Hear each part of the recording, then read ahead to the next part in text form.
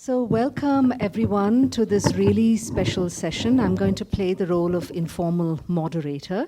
Really, neither Jayant nor Tejaswini, I'm sure, need anyone to moderate what they're saying. They have plenty to say about their work, I'm quite certain. It's really special because here we are gathered to introduce this new set of translations of Jayant's stories, translated from Kannada to English by Tejaswini Niranjana. So now I'm going to say this all over again. This new set of translations of Jayant's incredible, remarkable, layered, amazing, perceptive stories, translated with a kind of ownership, and I mean that in all positiveness, with a kind of ownership and confidence and belonging somehow by Tejaswini. So it's a really exciting collection. Of course, the book is available outside. Go and get it, and will be signed later by author and translator. So that's our little pitch. Yes. So the way we're structuring this is we are going to have Vanamala first talk a little bit and set a context for the writing, both in Kannada and in English, and to use her phrase, the Kannada-English interface for this collection. And I think that'll be very important, and you're really lucky to be able to have that to then move into the book with. That'll be followed a little bit by, of course, Tejaswini and Jayant may want to respond and speak at that point, and they can speak at any time, of course. But I will then respond to the collection, and we'll have a set of readings in between. We'll also close with a set of readings, and after that we will have a Q&A. So keep your questions to yourselves, be ready, a mic will go around at the end. Okay. Before we go any further, I believe we have a little ceremonial moment yes, please come on stage, sir. Thank you, Vikram. Of presenting the book to Jayant.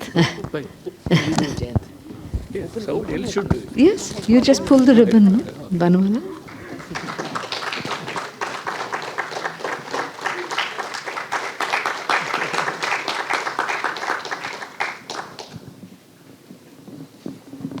Well, that was nice. So now I have 2 copies of the book, people.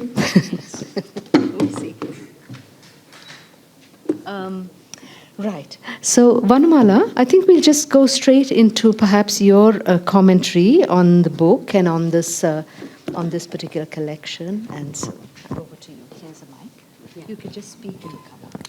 ನಮಸ್ಕಾರ. ಇವತ್ತು ನಾನೇ ಹಠ ಮಾಡಿದೆ. ನಾನೇ ಇವ್ರ ಬಗ್ಗೆ ಮಾತಾಡಬೇಕು first.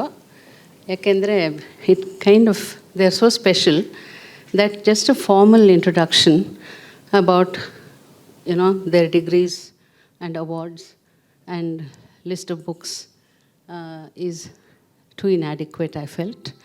So I thought I should use my personal knowledge of, the trajectory they have traversed in the Kannada context and idu anta. So, ಮೊದಲು Jayant, it's 50 years since his first collection of poetry came out, and at the age of 19, he won a Sahitya Academy Award. And how is that? So that's a long innings. And the poet in him has continued to manifest itself in various other ways. And, ever since then, 3 of his collections have won Academy Awards. But more importantly, he has won a place in the heart of youngsters and young readers in Kannada, more than the slightly older generation of people. And what is this young energy in his book that is so appealing is something for you too to discover as you read these stories.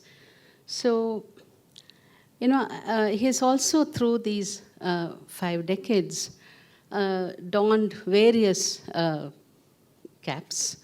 He has reinvented himself by keeping himself just open to life's possibilities, just like his characters do, right? So he was a columnist. He has produced, programs for ETV and edited a journal called Bhavana, and of course, the lyricist that he is, par excellence. So in all these capacities, you see the same hope and cheer that mark his personality as well as his writing.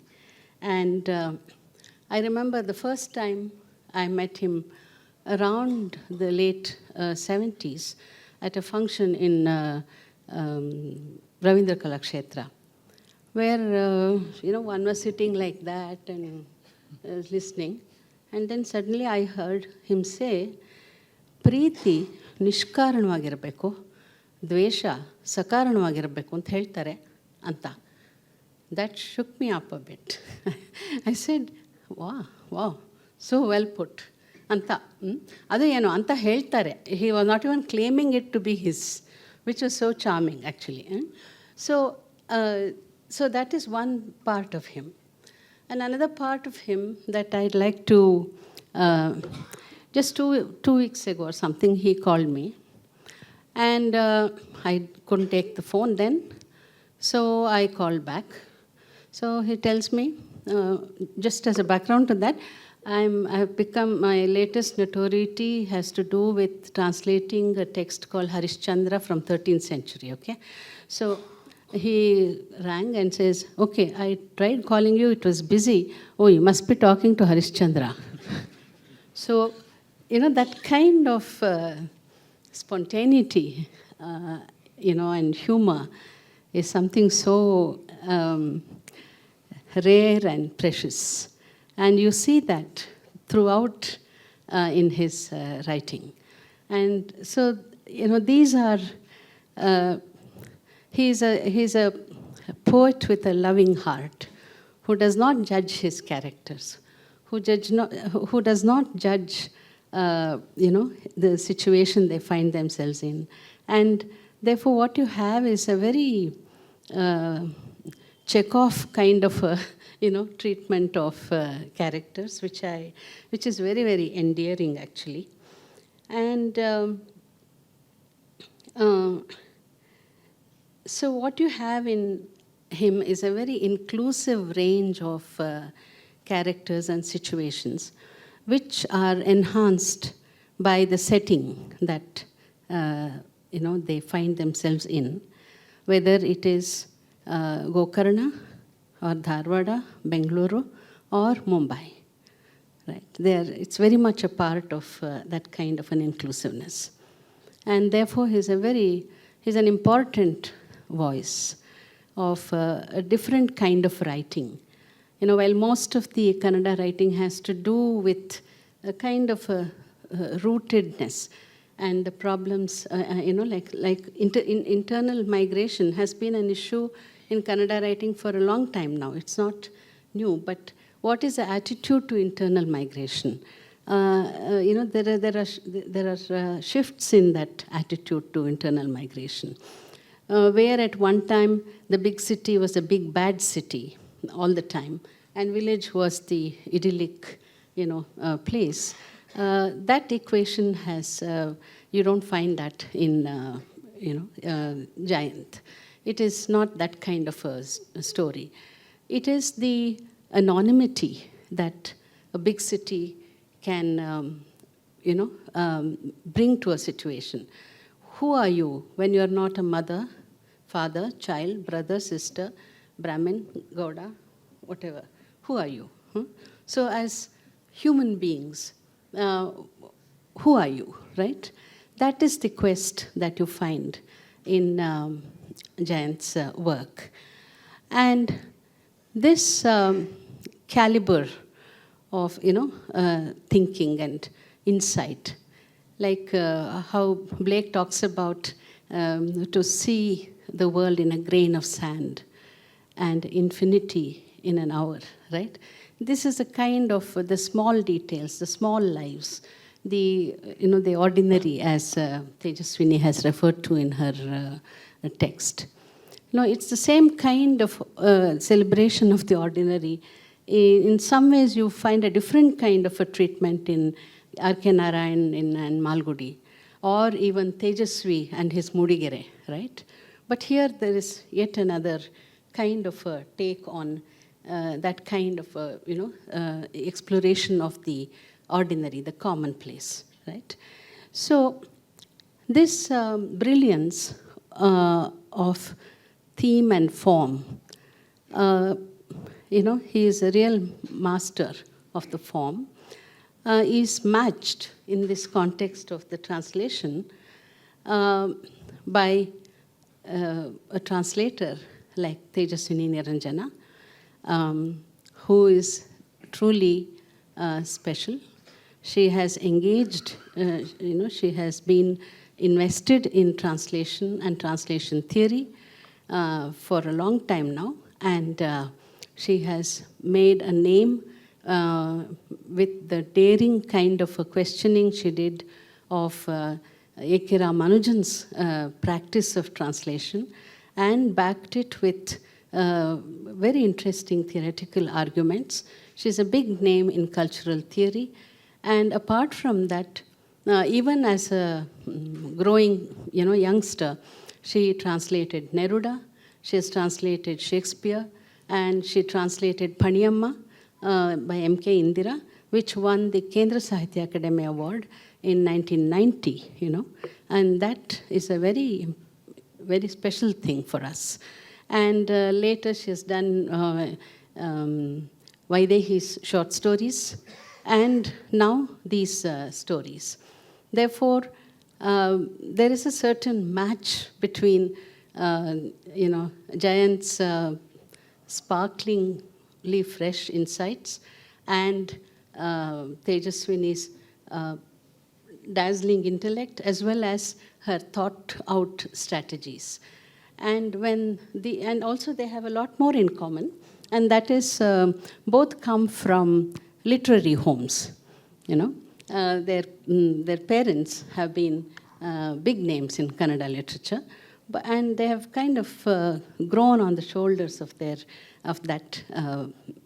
kind of a milieu, and they have done their parents proud and us proud by their own effort to take the work forward, and all that is very nice.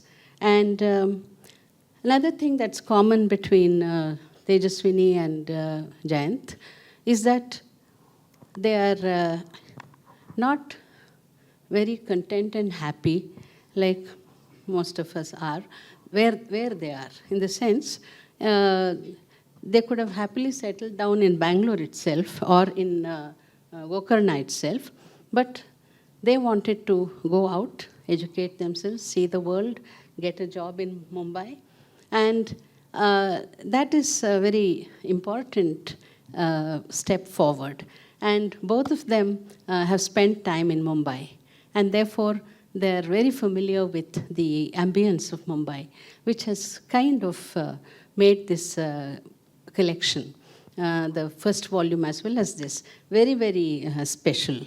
And this kind of a special coming together has been further supported by a very experienced and knowledgeable person like Kartika, who has helped edit these texts. And apart from that, there have been two other kind of forces. One is the moment because it's a moment in cultural terms. It's the time for translations. So this text has come at this kind of a juncture in the cultural history of the Kannada-English relationship. And that has been another kind of a reason for the very warm welcome that the text has received very rightly, very justly. And so that is yet another thing. But more than any of these things, this particular collection, both the volumes, what is eye-catching about them is the subtitle, Mumbai Stories, right? Because there are stories and stories, but they're Mumbai stories. Now, this kind of a positioning of the text is something that, that has added a kind of enterprise, I think, which has made for a lot of, I think, what's the word for it, popularity, and it has, because Bombay means something to everybody. So everybody wants to see, okay, what is Jayant's take on it? Kind of curiosity. And that interest has been well used, I think, in projecting this book as a Bombay narrative. And so, given all these factors, this is a very special moment. And one other comment, last comment I want to make is that Kannada is one literature which has had a very, very rich and diverse crop of writing and an unbroken history and archive of writing for 1,500 years. And yet, whether it's pre-modern or modern, there is really God's plenty to choose from. But despite that, the kind of representation it has seen outside Karnataka is, I must say, especially in comparison to, let's say, Marathi or Malayalam or Bengali, is somewhat limited, I must say that. So this kind of, the first DSC Prize, coming for this book, and the American Literary Translators Association Award coming, being awarded for this book. These are very special landmarks in the, history of Kannada translations. And for all these reasons, I would like to congratulate the, two people next to me, Jayant and Tejaswini, for this enterprising project, right? And they often you hear, this commonplace understanding saying Kannada people are laid-back people, not all that enterprising anta. Maybe it's a stereotype, but if there is any truth in it, this project has broken that stereotype by projecting this or positioning this text as a Bombay text, which has created a lot of interest. The other day, I just thought I'll take a quick look at the reception of the first book. There are so many reviews. I couldn't scroll, enough. So I said, no, I don't want. I can saako anta anistu. Atara, it's received a lot of attention, and as I said, very deservingly. So I wish to congratulate both of you for that, and I'll stop now. Thank you. Thank you, Vanamala. I mean, what a privilege it is to have Vanamala set a context, because as an academic, a scholar, a writer, and a translator yourself of texts from, as you said, the 13th century up to the 20th, I guess, your contextualization, I think, is critical and important. So thank you so much.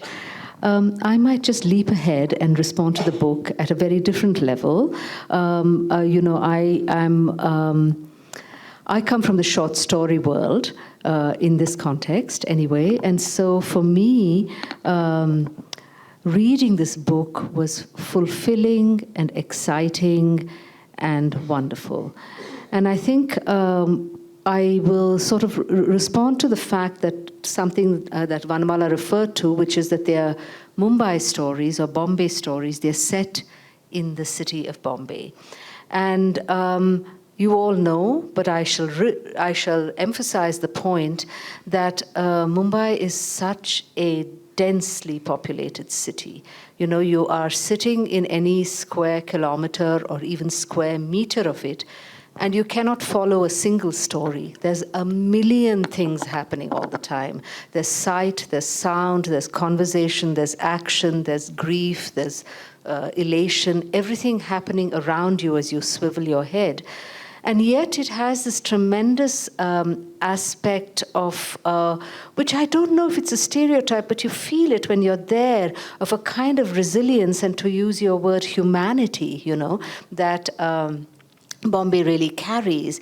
Because unlike many other cities which are that, I haven't been in many, but unlike what you hear about many other cities that are that dense, or close to that dense, people have a kindness somehow towards each other and a recognition of each other's humanity.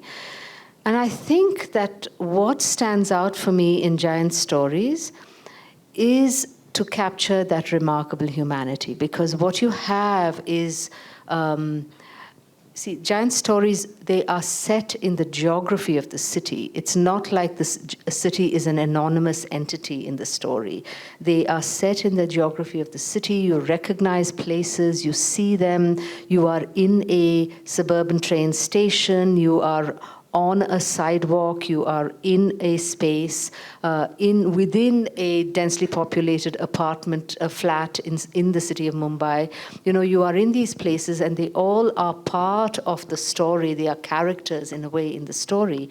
But what then happens is that you, through all the chaos of everything that is happening, which, because Jayant is also I think there's a lot of observation in your writing. There's like you're responding to the many things that you're actually seeing, and suddenly you hone in on a character, on a single character, and you begin to understand and follow this character through his or her psychology, through what's happening to their lives, through what is happening in the context of where they are.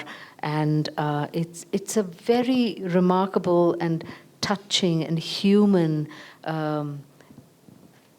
tremendous ability you have, Jayant, to be able to get to a character like that.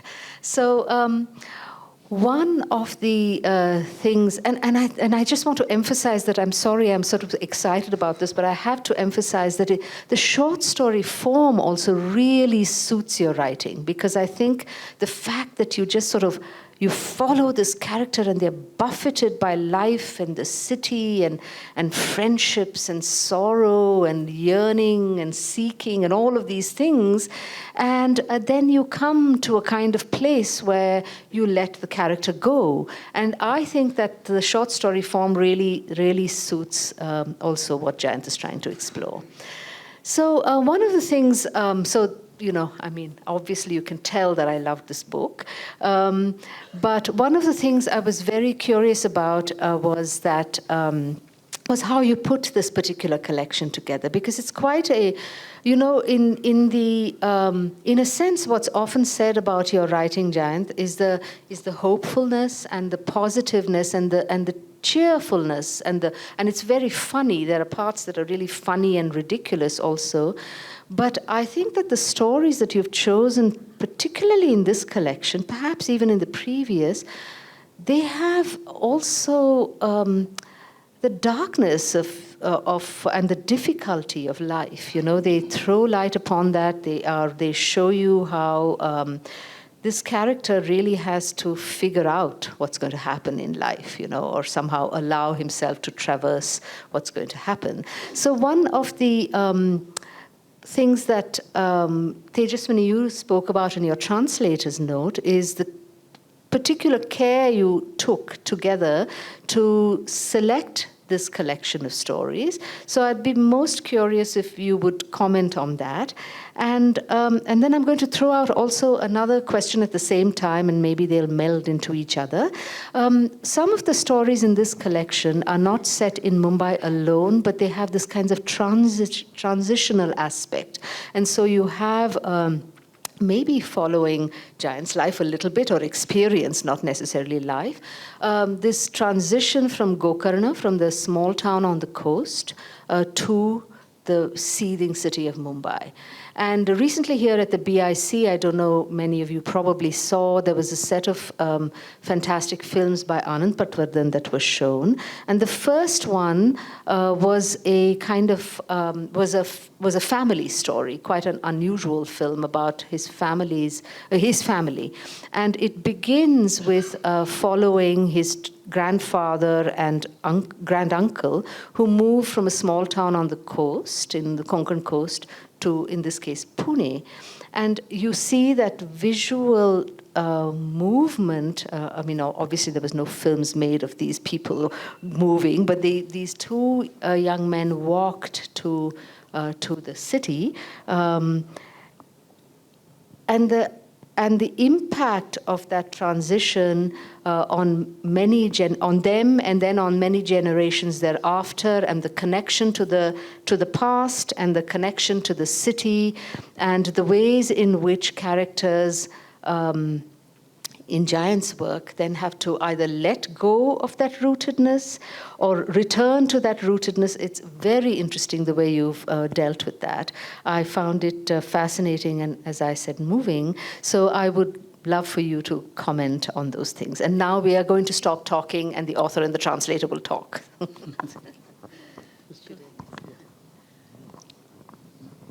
That sounds like a very deceptively simple question about how did you put these stories together. I mean, say we put them together. But I can see that it's actually a really tricky one. And I'm going to try and answer it to the best of my ability. It's difficult to talk about this volume without also mentioning the first volume, No Presents Please, which I hope many of you have read, and maybe that's why you're here. So I'll take the liberty of touching on that as well. For No Presents Please, we had selected stories that for me were the best of the Mumbai stories. By best, I mean that for me they represented in many ways the facets of life in that city, but especially also, and this is why I like Jayant's stories so much, that they seem to be following a realistic form, but what's also really compelling about the stories is that there is a moment of the surreal that always pops up and changes the way in which you see the characters and changes the way in which you can follow through the trajectory of that particular story. Just to mention one or two from the first volume, there is a bus driver who's refused leave to go to his village for Chauthi, for Ganesh Chaturthi, and he just takes the double-decker bus and drives away to the village. So you see this bus going across the highway and you just say, what? Can you imagine a Bombay double-decker bus traveling to a coastal village? Not the coast, but a little village. That is one very, very bizarre and interesting moment. But then you can't imagine it could be otherwise. It seems like, yes, of course, that's what he would do. He would take the bus and go to his village, right? That's just, I said, one example. The famous story of Dagadu Parab, who's a bridegroom on a horse, and the horse runs away with him. And then he, of course, finally ends up being, it is rumored that he's someone who is at Juhu Beach giving rides to children because he marries into the horse owner's family, etc. It's really complicated. And there are so many such. So it was almost a no-brainer to select a second volume of stories that had to do with Mumbai because one was trying to look at the continuities in terms of how the surreal erupts into the story and into our lives.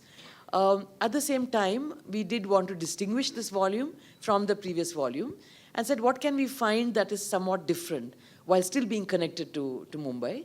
And of course, it seemed that Jayant's experience, his own trajectory of many of his characters, the transitional characters, the characters moving from a coastal town, usually from Karnataka, but also from elsewhere, from a small coastal town to the city, drawn by this magnetic pull that the city has over migrants over at least a couple of centuries. Some of my other work, which has to do with music, has also shown this centrality of migration to the cultural forms that take shape in Mumbai city. And I think that's what you find in Jayant's work as well. So I think I've transitioned to the second question, which is about people moving from other cities into Mumbai, and the reason why these stories were put together. Indira mentioned the word curation as we were talking upstairs earlier, and I do see myself as a curator who does multiple forms of curation.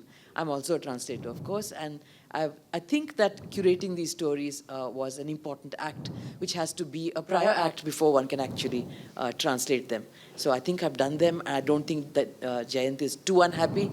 So I hope that you will not be unhappy either with this volume. Jayant, you want to say something? Yeah. I just had a question on the curation part. Because it's a set of short stories, when you read a novel, you get a whole vision of the worldview of the writer.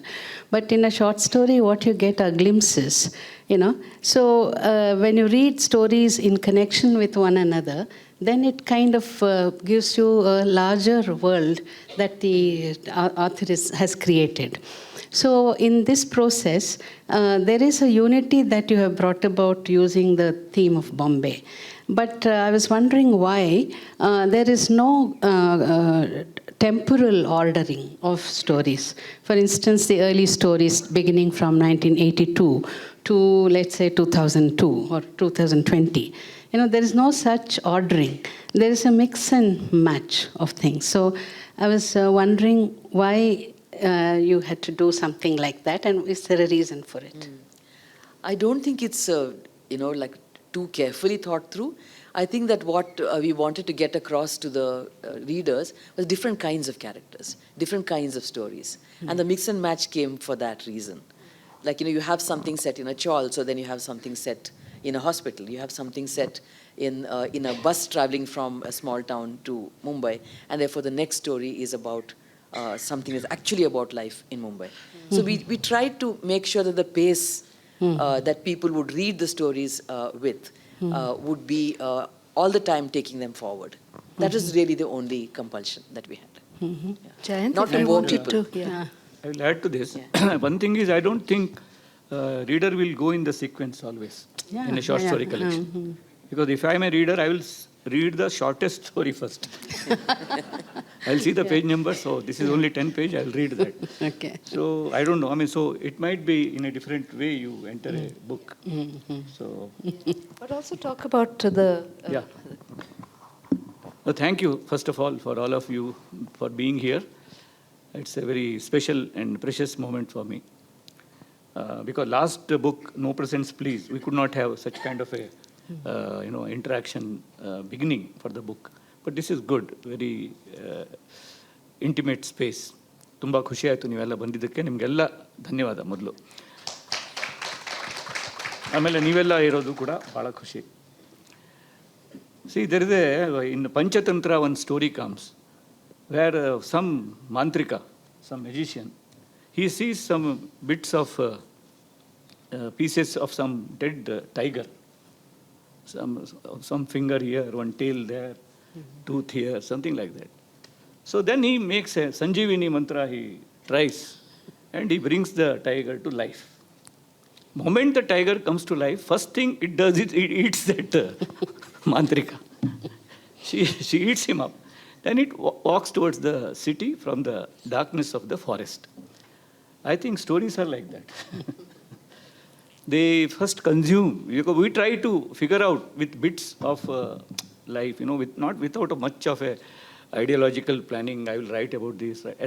At least me, I never plan writing like that. I'm a very impulsive writer. Unwritten next line is my inspiration for this line. I don't know what it is. So that's how these stories have happened. I mean, like one character, one moment, like that she talked about that Dagdu Parab story. Nothing. I saw one day one procession going on. The bride is on the ghoda, and suddenly there was somebody in the same procession. He lit on the crackers. So when the crackers burst, ghoda did like this, something like this, and then he was controlled. But I thought, if suppose ghoda runs away, where will it go? And it will run away with the bridegroom, or he will be dropped here. See, that small spark, that you take and you follow it, then suddenly so many experiential things which have stayed with you in your journey, they're part of your, sensibility. They come there, and that's how it grows. So Each story like that, even the double-decker thing also like that. I was just imagining what happens if somebody takes away the bus. Why should he go home in the night? Go to the depot only. He can go home with the bus. So these kind of, like just to, that's how the stories have happened. And Bombay, as we all see, people sometimes they get bored, irritated when I talk about Bombay. ಅಷ್ಟಿದ್ರು ಅಲ್ಲೇ ಹೋಗಪ್ಪ ಇಲ್ಲಿ ಯಾಕಿದೆಯಾ ಅಂತ ಇಲ್ಲಿ ಕೂತ್ಕೊಂಡು ಬೊಂಬಾಯಿ ಬಡಾಯಿ ಯಾಕೆ ಬಿಡ್ತೀಯಾ so you go there ಅಂತ so there is something in that city which has people who have stayed there even for 2 years they can experience it. Tourist can never find it out. Tourist will find only it is dusty, it is this that, and ಅದು ಹೆಂಗಿರ್ತಿರೋ ನೀವು ಗೊತ್ತಾಗಲ್ಲಪ್ಪ ಅಂತ that kind of a thing. Like Mysore people ask about Bangalore people. ಅದು ಹೆಂಗಿರ್ತೀರಪ್ಪ ನೀವು ಅಲ್ಲಿ so that kind of a thing come but when you stay there that city the entire city is like a public transport that the image I have of that metaphor I have and the life there is public. That's why public transport is so very effective and it's inseparable from a person's no exclusive vehicles there, and majority I'm talking about. Everybody is on public transport. So they come to the home for bath, this, that, something, and again next day he is on the train, he is on the bus. See these kind of things. So society becomes part of your experience. It is not a journalistic point of view. I have to write on society and make a note, and not that. It is a part of your emotional world. You are connecting to the world. When you are in a rush, you are in a train. You can see the sweat on a person who is next to you, and somebody else is wiping his sweat, and you feel he's wiping my sweat. This kind of proximity, it is you are all extensions of each other. This kind of a feeling it's palpable there. So that's why that city, and people call it as maximum city. It's an exotic word, but I think it is maximum because it is city of minimal living. Minimal, you live in a very minimal space. Small spaces. Even wash basins are so small. The more you wash your face, the entire space becomes wet. And even God has got such a small space, Tiny 0 candle bulb, small God, above fridge or above Godrej kapat. See, everywhere it is small, miniature. Like I used to feel even as a children in our hometowns, ಮನೆ ಆಟ ಅಂತ ಆಡ್ತಿದ್ವಲ್ಲ ಮಕ್ಕಳು. ನಾವು ಮನೆ ಆಟ ಅಂತ ಆಡ್ತಿದ್ದಾಗಲೂ ಮನೆ ದೊಡ್ಡದಿತ್ತು ನಮ್ಮದು. ಇಲ್ಲಿ actually when you started living, the houses are so small. But automatically what happens, then your mind is, it's a very minimalistic space. The collective mind is large then. You live with so many people. That collective mind is, and you go to Borivali, it is same. You go to Dombivli, it is same. So it's all around, it's one mind. Details might differ. That's why this, one more I will add, because this problem is, if I start talking about Bombay, it's very difficult to stop. So I can't, and she has already alerted me. Don't repeat what you say last time. So, no, I said don't repeat the same jokes. I know. But we were not there, so we don't mind. So another thing, another thing of Bombay, which of course I have told in so many discussions, the entire city of plurality. It is a city of plurality, which speaks in singular. Tere ko mere ko. That's a very important thing. So, tu aur main. See, there is no aap kidhar hai, ye ji, Jayant ji, kuch bhi nahi. So, it is too, like suppose a person is a security man, the big boss of the factory comes in, so this fellow will tell him, तेरे को क्या है, AC में बैठता है उधर, हम इधर धूप में पक गया. See that the entire thing, it is again sign of a working city. That's why even now if you go, even at midnight, of course there will be few people who are exceptions always, you get exact change back from Ottawala. Even at night, 32 rupees, if you give him 50 rupees, he will give you 10 rupees. He will struggle somewhere and give you 8 rupees, something like that. So this comes from the fact that it's a working city. Everybody respects other person's money. So this entire thing, as an experience, there is so much of thing to, like my story becomes his story. Recently that Lal Singh Chadda film came, very favorite. We have a very favorite song in that film.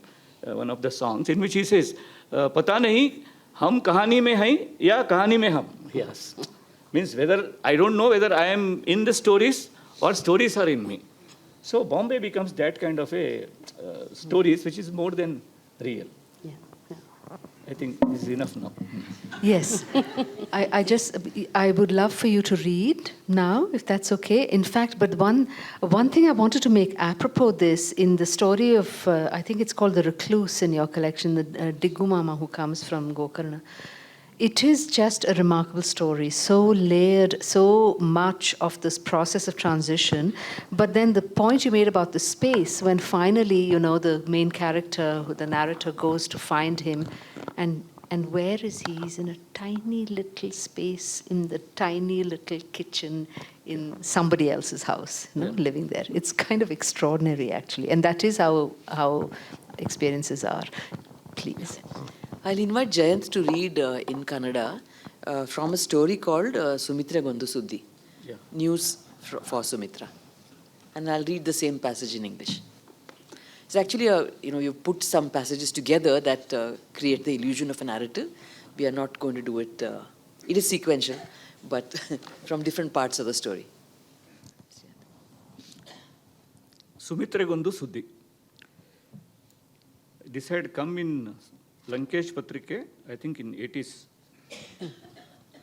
So it's again another interesting experience. Stories which I have written in 80s, 90s, 2000. Now I'm reading it through Teju's translation because it's a different experience to me. The time and everything is different. This is about Sumitra Gondu Suddil Enagatandre. Sumitra is a very senior lady from a village in near North Canara. She has nobody. Her husband has, she had left her husband actually because he is working in some forest department near Yellapur. And usually she does, if somebody delivers a baby, she goes, takes care of them. If somebody is not well, she goes there. She's almost like our Mai of Amritaballi Kashaya. She like that. So she now goes to Bombay to help one of her distant relatives' son by cooking him, because he has some bachelors have a room. There she goes and helps them by cooking. So for the first time she is exposed to a Bombay life. So this is a passage from that. ಈಗ ಅವಳು ಮಧ್ಯಾಹ್ನ ಒಬ್ಬಳೇ ಮೀನು ತರಕಾರಿ ಮಾರ್ಕೆಟಿಗೆ, ಅಂದರೆ bachelors room, ಅದು ಪಕ್ಕಾ ಟಿಪಿಕಲ್ ಬ್ಯಾಚುಲರ್ಸ್ ಅಡ್ಡ. ಅಲ್ಲಿ ಒಬ್ಬರು ಊರಿನ ಅಮ್ಮ ಒಬ್ಬರು ಹೋಗಿ ಅವರಿಗೆ ಅಡುಗೆ ಮಾಡೋದಕ್ಕೆ ಉಳಿದಿದ್ದಾರೆ. This is the back drop. ಈಗ ಅವಳು ಮಧ್ಯಾಹ್ನ ಒಬ್ಬಳೇ ಮೀನು ತರಕಾರಿ ಮಾರ್ಕೆಟಿಗೆ ಹೋಗಿ ಬರಲು ಆರಂಭಿಸಿದಳು. ರಸ್ತೆಯಲ್ಲಿ ದಾಟುವುದು, ಯಾವ ಮೀನುಗಾರ್ತಿ ತಾಜಾ ಮೀನು ಕೊಡುತ್ತಾಳೆ, ಯಾವ ತರಕಾರಿಯವ ಚಿಲ್ಲರೆ ಸರಿ ಪರತ್ ಕೊಡುವುದಿಲ್ಲ, ಯಾವ ಗೂಡಂಗಡಿಯಲ್ಲಿ ಬ್ರೆಡ್ ಕೊಳ್ಳಬೇಕು, ಇವೆಲ್ಲ ಛಕ್ ಅಂತ ತಿಳಿದು ಹೋಗಿ ರಸ್ತೆಯಲ್ಲಿ ಅಡ್ಡಾಡುವ ಠುಸ್ ಫುಸ್ ಹೆಂಗಸರ ನಡುವೆ ಧೈರ್ಯದಿಂದ ಸುಮಿತ್ರೆ ನಡೆದಾಡಿದಳು. ಗ್ಯಾರೇಜಿನ ಬದಿಗೆ ಮುರಿದ ಪ್ಲಾಸ್ಟಿಕ್ ಬಕೆಟ್ಟುಗಳಿಗೆ ಕಾಯಿಸಿದ ಕಬ್ಬಿಣದ ಕಡ್ಡಿಯಿಂದ ಬೆಸುಗೆ ಹಾಕುವವನಿಂದ ಕೇವಲ ನಾಳ್ಕಾಣೆಯಲ್ಲಿ ಎಷ್ಟೋ ದಿನದಿಂದ ಉಂಗುಷ್ಟ ಕಿತ್ತಿದ್ದ ತನ್ನ ಪ್ಲಾಸ್ಟಿಕ್ ಚಪ್ಪಲಿಯನ್ನು ಸರಿಪಡಿಸಿಕೊಂಡಾಗಂತೂ ಈ ಅಪರಿಚಿತ ಊರಿನ ಗುಟ್ಟೆಲ್ಲವನ್ನು ತಿಳಿದುಕೊಂಡಂಥ ಖುಷಿ, ಸಮಾಧಾನ ಅವಳಿಗಾಯಿತು. ಈಗ ಸುಮಿತ್ರೆ ಸುಲಲಿತವಾಗಿ ಮನೆ ನಡೆಸತೊಡಗಿದಳು. ಸಮೀಪದ ಥಿಯೇಟರ್ ಒಂದರಲ್ಲಿ ಮ್ಯಾಟಿನಿ ಶೋಗಳಿಗೂ ಹೋಗಿ ಬಂದಳು. ಬರುವಾಗ ಮುನ್ಸಿಪಲ್ ಮಾರ್ಕೆಟ್ಟಿನ ಪಕ್ಕದ ಮಾರುತಿ ಗುಡಿಯಲ್ಲಿ ಕೆಲ ಹೊತ್ತು ಕೂತು ಬರುತ್ತಿದ್ದಳು. ಅಲ್ಲಿ ತಮ್ಮ ತಮ್ಮ ಮೊಮ್ಮಕ್ಕಳ ದೇಖರೇಖೆಗೆಂದೇ ಮಕ್ಕಳ ಸಂಸಾರದ ಜತೆ ನಿರುಪಾಯರಾಗಿ ಉಳಿಯುತ್ತಿರುವ ಎಷ್ಟೋ ಜನರು ಕಾಲಕ್ಷೇಪಕ್ಕೆ ಕೂತಿರುತ್ತಿದ್ದರು. ತನ್ನ ಹರುಕು ಮುರುಕು ಮರಾಠಿ ಬಳಸಿ ಒಂದಿಬ್ಬರ ಸ್ನೇಹ ಸಂಪಾದಿಸಿ ಸುಮಿತ್ರ ಅವರ ಸಲಹೆಯಂತೆ ದಿನಾ ಮುಂಜಾನೆ ಒಂದು ಪುಟ್ಟದಾದ, ಅಂದರೆ ಜೋಸ್ ಅಂತ ಒಬ್ಬ ರೂಮ್ಮೇಟ್ ಇರ್ತಾನೆ, ಅಲ್ಲಿ ಆ ರೂಮ್ನಲ್ಲಿ ಇರ್ತಾನೆ, ಅವನ ಜೋಸ್ನ ಪುಟ್ಟದಾದ ಟ್ರಾನ್ಸಿಸ್ಟರಿನಲ್ಲಿ ಪೂನಾ ಸಾಂಗ್ಲಿ ಸ್ಟೇಷನ್ನುಗಳನ್ನು ಹಚ್ಚಿ ಸುಪ್ರಭಾತದ ಮರಾಠಿ ಅಭಂಗಗಳನ್ನು ಕೇಳತೊಡಗಿದಳು. ಮಲಗಿದವರ ನಿದ್ದೆ ಹಾಳಾಗಬಾರದೆಂದು ಕಾಮೆಂಟ್ರಿ ಕೇಳುವವರಂತೆ ಕಿವಿಗೆ ಹಚ್ಚಿಕೊಂಡು ತಲೆದೂಗುತ್ತಾ ಕೂಡುತ್ತಿದ್ದಳು. ಈ ನಸುಕಿನಲ್ಲಿ ಹಕ್ಕಿಗಳ ಚಿಲಿಪಿಲಿ ಕೇಳುವುದಕ್ಕೆ ಮುನ್ನವೇ ಎಷ್ಟೋ ಕಟ್ಟಡಗಳ ಮನೆಗೂಡುಗಳಿಂದ ಕುಕ್ಕರಿನ ಸೀಟಿಗಳು ಕೇಳಿಬರುತ್ತಿದ್ದವು. ಲಘು ಬಗೆಯಲ್ಲಿ ಅಡಿಗೆ ಮುಗಿಸಿ ಬಾಲ್ಕನಿಯಲ್ಲಿ ಸೀರೆ ಹರಿವಿ ಮಕ್ಕಳಿಗೆ ಡಬ್ಬಿ ಮಾಡಿ ಪುಟು ಪೌಡರ್ ಹಚ್ಚಿಕೊಂಡು ಗೇಟಿನೆಡೆಗೆ ಓಡುತ್ತೋಡುತ್ತಾ ಅಲ್ಲಿಂದಲೇ ತಿರುಗಿ ಗ್ಯಾಸಿನ ಮೇಲಿನ ಹಾಲಿನ ಪಾತ್ರೆಗೆ ಮುಚ್ಚಳ ಹಾಕಿ ಎಂದೆಲ್ಲ ಕೂಗಿ ಹೇಳುತ್ತಾ ಕೈಯಲ್ಲಿ ವಾಚು ಹಿಡಿದುಕೊಂಡು ಅದಕ್ಕೆ ಕೀಲಿ ಕೊಡುತ್ತಲೇ ರಸ್ತೆ ಸೇರಿ ಸ್ಟೇಷನ್ನಿನೆಡೆ ಧಾವಿಸುವ ತರುಣಿಯರನ್ನು, ಅವರ ಆವೇಗವನ್ನು ನೋಡಿ ಸುಮಿತ್ರೆಗೆ ರೋಮಾಂಚನವಾಗುತ್ತಿತ್ತು. ಕೀಲಿ ಕೊಡುತ್ತ ರಸ್ತೆ ಸೇರುವ ಈ ಹುರುಪಿನ ಪೋರಿಯರ ದೃಶ್ಯ ಸುಮಿತ್ರೆಗೆ ಮತ್ತೆ ಮತ್ತೆ ಕಣ್ಣಿಗೆ ಕಟ್ಟಿ ಚೇತುಹಾರಿಯಾಗುತ್ತಿತ್ತು. ದಡ್ಡ ಗೋಳಿಗೆ ಎಡೆಯೇ ಇಲ್ಲ ಇವರಿಗೆ. ಹೆಚ್ಚೆಂದರೆ ಅಡಿಗೆ ಕೋಣೆಯಲ್ಲಿ 2 ಗಂಟೆ ಕಳೆದು ಅಷ್ಟರಲ್ಲೇ ಮನೆಯನ್ನು ಪೋಷಿಸುವ, ಕ್ಷಣಾರ್ಧದಲ್ಲಿ ಕೂದಲಿಗೆ ರಬ್ಬರ್ ಬ್ಯಾಂಡು ಬಿಗಿಯುವ ಈ ಪೋರಿಯರನ್ನು ನೋಡಿದಾಗ ನನ್ನ ತಲೆಮಾರಿನವರೆಲ್ಲ ಇದೇ ಅಡಿಗೆ ಮನೆಯಲ್ಲಿ ಇಡೀ ಆಯುಷ್ಯವನ್ನೇ ಖಾಲಿ ಫೊಕಟ್ ಕಳೆದು ಬಿಟ್ಟವಲ್ಲ ಅಂತ ಅನಿಸುತ್ತಿತ್ತು. ಬದಿಯ ಮನೆಯ ಗುಪ್ತೆ ವೈನಿ ಟಿ ವಿ ನೋಡಲು ಕರೆದಾಗ ಮೊದಮೊದಲು ದಾಕ್ಷಿಣ್ಯ ಪಡುತ್ತಿದ್ದವಳು ಈಗ ಹೋಗಲು ಆರಂಭಿಸಿದಳು. ಅವಳದೇ ವಯಸ್ಸಿನ ಗುಪ್ತೆ ವೈನಿ ಮನೆಯಲ್ಲೇ ಮಷೀನ್ ಇಟ್ಟುಕೊಂಡು ಫಾಲ್ ಬೀಡಿಂಗ್ ಮಾಡುತ್ತಿದ್ದಳು. ಸುಮಿತ್ರೆ ಸುಧಾಕರ ಕೊಟ್ಟ ಸೀರೆಗೆ ಅಲ್ಲಿಯೇ ಫಾಲ್ ಬೀಡಿಂಗ್ ಮಾಡಿಸಿಕೊಂಡಳು. ಗುಪ್ತೆ ವೈನಿ ಎಷ್ಟೇ ಬೇಡವೆಂದರೂ ಹಣ ಕೊಟ್ಟಳು. ಈ ಕೀಲಿ ಮಹಿಳೆಯರು ಅಂದರೆ ಎದುರುಗಡೆ ಬಿಲ್ಡಿಂಗಿಂದ ಬೆಳಿಗ್ಗೆ ವಾಚಿಗೆ ಕೀಲಿ ಹಾಕ್ಕೊಂಡು ಹೋಗ್ತಾರಲ್ಲ, ನನಗೆ I still haunted by that image when ದೇವರ್ ವೈಂಡಿಂಗ್. ಅಂದರೆ ಕೀಲಿ ಕೊಡ್ತಾ ಇದ್ದ ನನಗೆ ಅವರಿಗೆ ಕೀಲಿ ಕೊಡ್ತಾ ಇದ್ದಾರೆ ಅಂತ ಅನಿಸ್ತಿತ್ತು. ಆಫೀಸಿಗೆ ಹೋಗುವಾಗ ಕೀಲಿ ಕೊಡ್ತಾ ಹೋಗ್ತಾ ಇದ್ರು ಅವರು. ಸೊ ಇಟ್ ವಾಸ್ ಲೈಕ್ ಅವರಿಗೆ ಅವರು ಚಾವಿ ಕೊಡ್ತಿದ್ರು ಅಂತ. ಈ ಕೀಲಿ ಮಹಿಳೆಯರು ಮದುವೆಯಾಗಿ ಮಕ್ಕಳಾದರೂ ತಮ್ಮ ತಮ್ಮ ಉಡುಪು, ಸೀರೆ ಇಡುವ ನಮೂನೆ, ಥರದ ತುರುಬು ಕಟ್ಟುವ ಆಸ್ತೆಯನ್ನು ಚುರುಕಾಗಿ ಕೊಂಡಿರುವುದನ್ನು ನೋಡಿ ಸುಮಿತ್ರೆಗೆ ಖುಷಿ.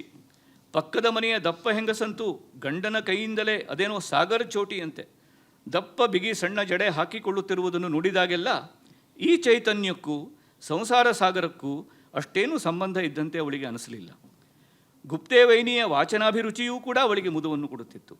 ಗುಪ್ತೆ ವೈನಿಗೆ ಬರೇ ಆತ್ಮಚರಿತ್ರೆಗಳನ್ನು ಓದುವ ಹುಚ್ಚು. 500ಕ್ಕೂ ಹೆಚ್ಚು ಆತ್ಮಕಥನಗಳನ್ನು ಅವಳು ಓದಿದ್ದಾಳೆ. ಮರಾಠಿಯಲ್ಲಿ ಆತ್ಮಚರಿತ್ರೆಗಳು ಕಾದಂಬರಿಗಿಂತ ಹೆಚ್ಚು ಜನಪ್ರಿಯವಂತೆ. ಅವುಗಳಲ್ಲಿ ತನಗೆ ಸಿಗುವಂಥದ್ದು ಮತ್ತೆಲ್ಲೂ ಸಿಗಲಾರದು ಎಂದು ಗುಪ್ತೆ ವೈನಿಯ ಮತ. ಅವಳ ತಾರುಣ್ಯದ ದಿನಗಳಲ್ಲಿ ಅವಳ ಪತಿರಾಯ ಪದೇ ಪದೇ ಬೇರೆ ಬೇರೆ ತರಳೆಯರ ಮೋಹದಲ್ಲಿ ಬೀಳುತ್ತಿದ್ದನಂತೆ. ಪ್ರತಿ ಸಲ ಅಧ್ಯಾಯ ಮುಗಿದಾಗಲೂ ಆಟಿಗೆ ಮುರಿದ ಮಗುವಿನಂತೆ ತೋಳು ತೆರೆದು ಗೋಳೋ ಎಂದು ಬಂದು ಇವಳ ತೆಕ್ಕೆಗೆ ಬಂದು ಬೀಳುತ್ತಿದ್ದನಂತೆ. ಪ್ರೇಮಭಂಗದಿಂದ ಹೊರಬರುವ ಗಂಡನನ್ನು ಟೈಫಾಯ್ಡ್ನಿಂದ ಚೇತರಿಸುವಷ್ಟೇ ನಾಜೂಕಿನಿಂದ ತಾನು ನೋಡಿಕೊಳ್ಳುತ್ತಿದ್ದೆ ಎಂದು ಹೃದಯ ತುಂಬಿ ನಗುತ್ತಾರೆ ಗುಪ್ತೆ ವೈನಿ. ಸುಮಿತ್ರೆಗೆ ಈಗ ಗುಪ್ತೆ ವೈನಿಯ ಸಂಘ ಮಾರುತಿ ದೇವಸ್ಥಾನಕ್ಕಿಂತ ಮಿಗಿಲಾದ ಸಮಾಧಾನವನ್ನು ಕೊಡುತ್ತಿತ್ತು.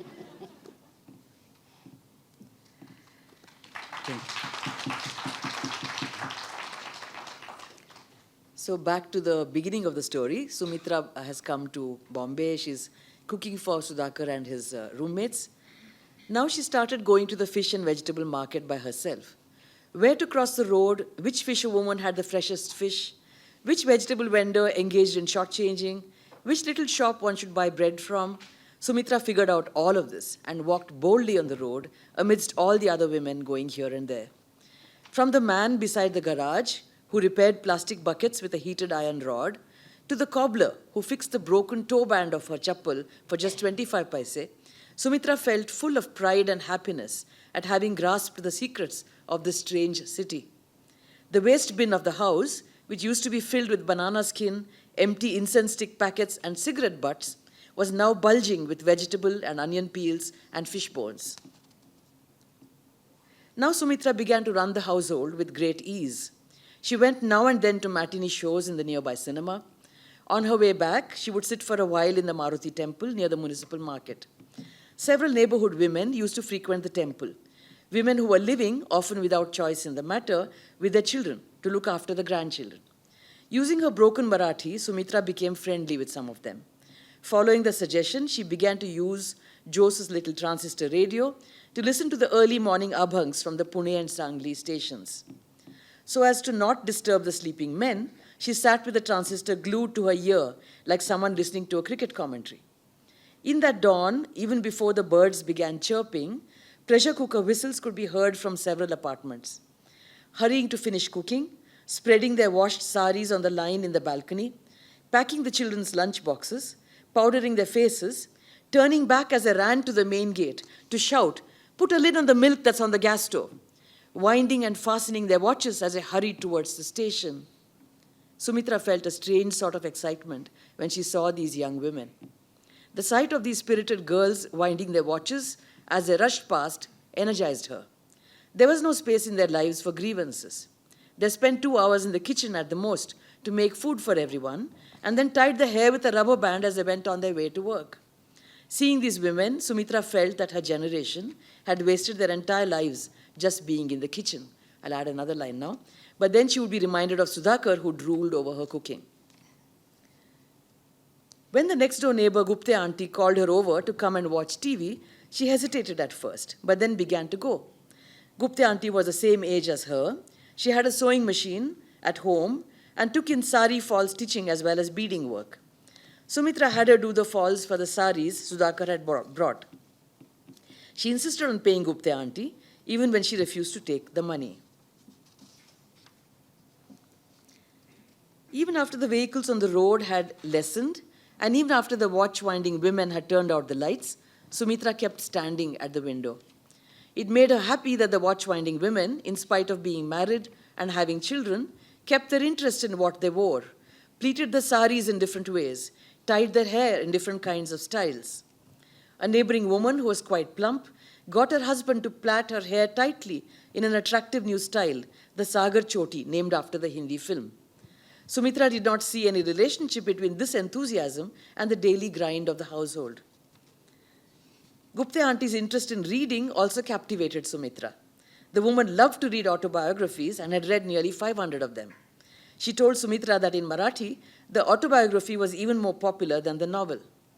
Gupte auntie believed that one could find something special in personal stories that weren't to be found in other types of writing. When she was younger, said Gupte auntie, her husband used to run after other young women.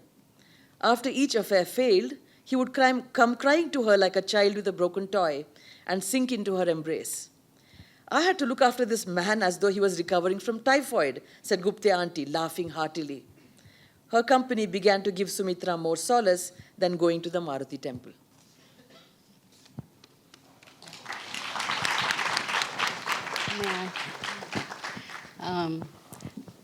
I have a couple of questions. Again, going back to the issue of curation, for instance, if you look at the kind of titles that Jayant has given to his collections, like Tufan Mail is one text. Dagadu Paraban Ashwamedha is another collection, and so on. So, but in the curation, you have chosen different stories. For instance, No Presents Please, adu barodu bere collection al Tufan Mailali. So that story is not the title of that collection, but that is a story you have chosen, and that title as the title for No Presents Please and other stories. So I think in the curating, the original shape and form and readership tends to change alva salpa. And so is that an issue for us anta yochane martide. And the second question for me is, some of the titles have also changed in your translation, the titles of stories. For instance, one of the stories in Kannada is called Kondi. It's between a father and son, and a very complex relationship between them. And it's a very interesting story about how the son migrates to Bombay. But it's not that he's questioning himself and his father. Is it the small town that made him the way he was, and Bombay shaped him? But, so the two spaces are, made to question each other. So it's a very interesting kind of a story. But that story has been translated as The Master's Son, Anta. So I was wondering if there was a particular reason why you kind of chose a different kind of a title. That is one question for me. And maybe one other question, I can wait. So I think I have to answer this, but actually Jayant should answer it. We had fairly major arguments about the titling of the stories. They were not my titles. I like to do fairly literal translations at times, and mine was called The Link. But then I realized in discussion, and also with the editor, that Kondi has a particular resonance and value that you described, that Link doesn't have, right? So we needed something to capture that particular connection between the father and his son. And the master's son foregrounded the question that he was a master, and that is very central to how he ran his life and ran his son's life. And the fact that even though this boy had come away to Bombay, he was still the master's son. Yeah. So we felt that was an evocative title and managed to capture even the old sense of the Kondi. That is one, right? And I'll there is just this- finish this. So, and I think the other thing is that Jayant always says, oh, I was very young when I wrote that and I didn't know anything about what I said. So I think you should really change it. And so let me blame some of those changes on him. And say, but I did agree with him that in Kannada, something that maybe is evocative sounds a little too abstract in English if you don't know the context in which it's coming from. And that's the reason why we need to slightly change it. So nimitta, pretext. I've done it as pretext. Yeah. But then we figured that just pretext doesn't mean anything. And doesn't give people a sense of why they should be reading the story. So we agreed that it would then we focus on the main character and call it the recluse. Yeah. It's But, really about getting across to readers. I think Jayant is a great communicator, and I want to stay with the spirit of how he communicates. ಹಾಗಾದ್ರೆ ಜಯಂತ್ ನೀನು ಹೇಳಪ್ಪ ದಿಟ್ಟಿ ಬೊಟ್ಟು ಅಂತ ಒರಿಜಿನಲಲ್ಲಿರೋದು spotless ಅಂತ ಇಂಗ್ಲೀಷಲ್ಲಿದೆ, ಅದು exactly opposite. ಹೆಂಗಪ್ಪ? ನಾನೇನಾದ್ರು ಮಾಡಿದರೆ ಎಷ್ಟು ಬೈಯೋರು ಎಲ್ಲರೂ, ಈ ಟ್ರಾನ್ಸ್ಲೇಟರ್ಗೇನೋ ಬರಲ್ಲ ಅವ್ರು ಹಾಗೆ ಅಂತೆಲ್ಲ. ಈಗ ಹೇಳೋ. ಅಲ್ಲ, ದಿಟ್ಟಿ ಬೊಟ್ಟುನ ಇಂಗ್ಲೀಷಲ್ಲಿ ಮಾಡಿಕೊಡು ನನಗೆ ಮೊದಲು. Beauty spot. Beauty spot.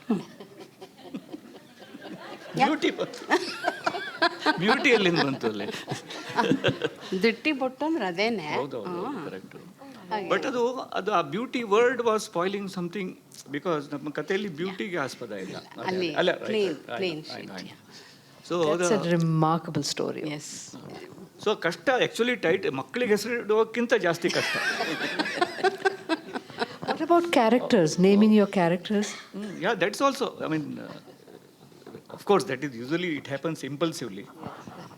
But I'm a, one draft writer. Whenever I write with hand this thing. So there was instance in one of the stories, I don't remember. It started as Sadashiva, and when I finished the story, it became Shivananda. And I had sent it for some Prajavani issue. Then editor was Sadashiva there at that time. He phoned me and said, ನಿಮ್ಮ ಕಥೆಯಲ್ಲಿ ಸದಾಶಿವ ಶಿವಾನಂದ ಆಗಿಬಿಟ್ಟಿದ್ದಾನಲ್ಲ, ಏನು ಮಾಡೋದು ಅಂತ. They thought it is a magical realism or something. I said ಇಲ್ಲಪ್ಪ, ನಂದೇನು problem ಆಯಿತು ಅದರಲ್ಲಿ. So ಆ ಥರನೂ ಆಗಿದ್ದಿದೆ. So that's how it is. I mean, it's very difficult. We have, getting a right, you are right. I mean, beauty spot actually good. I should have talked to you then. I think we had that title and it didn't work. Yeah. Correct. I think our major arguments have been over the titles, not so much about the text. Okay. This is another question, but you will recognize it's coming entirely from a sense of envy. So, am I right in saying that there are texts and texts? And so when it's a kind of an urban, cosmopolitan, or where modernity has been an established fact, in an urban kind of a context, those stories are always already anglicized. Anglicized ಅಲ್ಲ, ಇಂಗ್ಲಿಷೈಡ್ ಅಂತನೋ ಏನಾರು ಹತ್ರ ಇಟ್ಕೊಳ್ಳಿ. So therefore it's easier to translate them without footnotes, without too much paratexts and so on. Whereas if you choose another kind of text, let's say Ganesh, A 13th century text. You don't have to go that far. Even now, ಈಗ ದೇವನೂರ್ ಮಹಾದೇವ ಅಥವಾ ಆ ಥರದವರು, why your own text Paniyamma has a glossary, let me tell you, remind you, has a glossary. Why? And no glossary for this? Because the publisher wanted a glossary. Is that so? It happens all the time. I just want to tell you, No Presents Please, the American edition, the publisher wanted every single sentence to have a gloss. Oh my Yeah. God. And I absolutely refused. Well done. They insisted on something. We put something together. And then when that publisher went on leave, or the other editor came in and removed the entire glossary.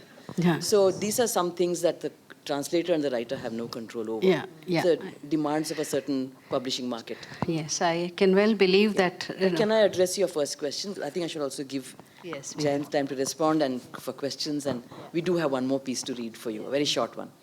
I do want to say that, I mean, I've done many kinds of translation, mostly of either contemporary or modern fiction. And I think that it may seem like the obvious answer that these are already part of our modernity and therefore they're part of the English language. I don't think that our modernity in India is part of the English language. I don't think that just because these are set in modern times, they somehow easily transition into English. I don't believe that. Because to believe that, you have to believe that our modernity is entirely Western and that our modernity is somehow English. Right? I think that if you read text translated from other languages, I'm not that fluent in any other language except Kannada, but I can struggle through a few things. You can see that the modernities that they speak about are essentially, it'll be a Marathi modernity, a Telugu modernity, a Tamil modernity, a Malayalam modernity, whatever, and they're quite distinctive. So it doesn't mean that just because they're modern stories, they can come easily into English. I think each language has its own struggles with the relationship of the history of translation into English. And there is a particular set of histories of translation from Kannada, which I have argued about and argued against in my own critical writing, theoretical writing. So I think that is what one has to keep in mind. Yeah. Very good point, and I think, but it's an interesting thing because I think it's then you ask the question, what English are you talking about? Because English also, as you said, has already regionalized, but even in urban, pan-Indian urban English also has its own entity, which is maybe disconnected from other Englishes. Yeah. So there's a curious detail in one of the texts where the character uses the word decide, while talking. That's in the Kannada also. She uses the word decide, and Tejaswini flags it for you, saying in brackets the word is in English, right? Yeah. So this is another thing that really flummoxes translators, because English, when used in a Kannada text, has a certain kind of a charge, a certain valency to it, which, if you just translate it as decide, you don't even notice it. Unless this is how to convey that sense of charge, because she's kind of very insistently asking him, you make a decision now. Do you want to marry me or not? Decide now, kind of thing. So that force does not come without that flagging. So where the translator owns up to, if you want to call it defeat, it is the writer's gain. Therefore, it's quite fine, I think. Yeah, it's like, earlier, in our college days, I remember one of my friends, he was in love with some friend. So he was telling, Nannadu, avಳದ ಮೇಲಿಂದು ಪ್ರೀತಿ ಅಲ್ಲ, ಬರೀ ಪ್ರೀತಿ ಅಲ್ಲ, love. That is a very critical thing. Very critical. See, Preeti word is so ordinary for him. He has to tell it love. Aitappa, love, double love, irlappa anta we used to console him. So that's what I like that what she kept it and said that in original also it is this. Yeah, right. There's so many words like that who had like some Hindi words, some typical Bombay regular Hindi words who have retained them. So because that she has retained them and it added to that flavor. So I think we should have another reading and open to questions now, although we'd love to chat. So, Since just to aggravate Vanamala, I will read from Spotless. You read first, I will do that. Okay, all right. Yeah.